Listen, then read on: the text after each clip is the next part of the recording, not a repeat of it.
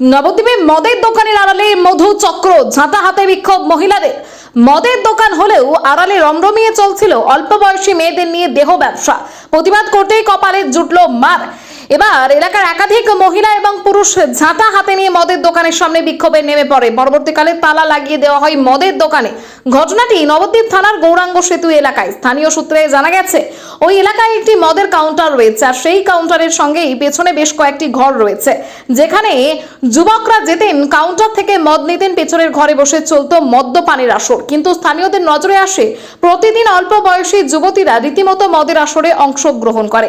সেখানে মদ্যপানের পর সোজা ওপরের ঘরে চলে যায় তারা, আর সেখানেই চলে মধু চক্র। দীর্ঘদিন চলার পর বেশ কয়েকজন তার প্রতিবাদও করেছিলেন। জানা যায়, ওই এলাকারই একজন মধু চক্রের প্রতিবাদ করায় তাকে মারধর করা হয়েছিল। অভিযোগ উঠেছিল ওই কাউন্টারে কর্মরত কয়েকজনের বিরুদ্ধে। একদিকে মদ্যপানের আসর, অন্যদিকে মধু চক্র, যার কারণে সর্বনাশ হচ্ছিল একাধিক যুবক যুবতীর ভবিষ্যৎ। শুধু তাই নয়, অনেকের সংসারে এই নিয়ে অশান্তিও লেগে থাকতো। অবশেষে বাধ্য হয়ে স্থানীয় গৃহবধূরা ঝাঁটা নিয়ে বিক্ষোভে নেমে পড়েন। ওই মদের কাউন্টারের সামনে বিক্ষোভ দেখিয়ে পরবর্তীকালে দোকানে তালা ঝুলিয়ে দেওয়া হয়। খবর পেয়ে ঘটনাস্থলে পৌঁছয় নবদ্বীপ থানার বিশাল পুলিশ বাহিনী। পুলিশের আশ্বাসে অবশেষে পরিস্থিতি নিয়ন্ত্রণে আসে। এই ঘটনায় একজন নবদ্বীপ থানার পুলিশ গ্রেপ্তার করেছে একজনকে।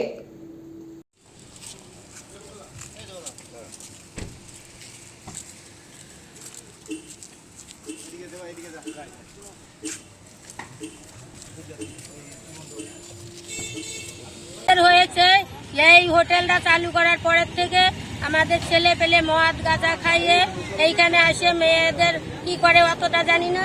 এই হোটেলে আসে, সেখান থেকে বাড়ি যায়, বাড়ি যেয়ে বৌমাকে সাথে অশান্তি করে, মারধর করে, করার পরে বৌমারা তো রাগজাগ করে সব বাড়িতে চলে গেছে।